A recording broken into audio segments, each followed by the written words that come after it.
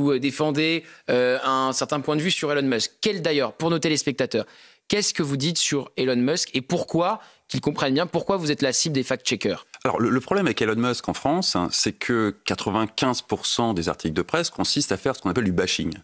Et donc, c'est bien gentil, mais à un moment, il arrive au pouvoir avec son ami Trump, et à un moment, il faut comprendre ce qu'il dit.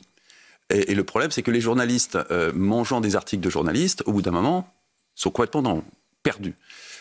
Moi, je me contente de raconter ce qu'il dit. Et quels sont les faits et ce qui s'est dit durant cette campagne présidentielle américaine, notamment sur le numérique et mon précaré, et de tenter d'expliquer ce que ces gens sont en train de faire, pourquoi ils sont en train de le faire, et ce qu'ils racontent.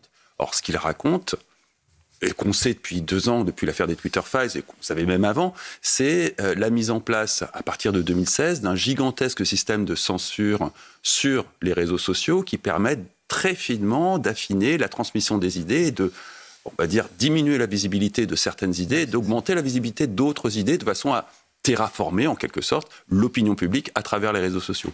Et Twitter a été très très loin dans ces manipulations, mais Facebook a fait rigoureusement la même chose. La différence, c'est que Elon Musk a racheté Twitter, a ouvert le capot et a confié des documents de Twitter à une demi-douzaine de journalistes de façon à ce qu'ils racontent tout ça.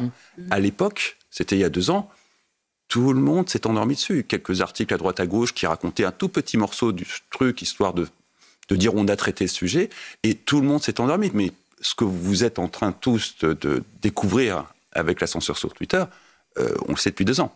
Ça fait scandale aujourd'hui, grâce à nos amis fact-checkers.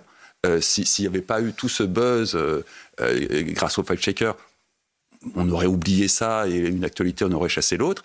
Là, ça a fait suffisamment de buzz pour qu'on s'aperçoive qu'il y a un énorme problème, effectivement, démocratique. Et puis, pour ce qui est des Américains, une violation du premier amendement. Vous avez vu qu'il y a des fact-checkers qui sont fact-checkés maintenant. Notamment le roi des fact-checkers qui officie sur le service public, il est lui-même fact-checké. Bah oui, parce qu'on va passer à un nouveau mode de fact-checking qui est le fact-checking collaboratif, ce qui sur Twitter sont les community notes. Ouais. Et le problème des community notes sur Twitter, c'est que tout d'un coup, tout le monde est à égalité.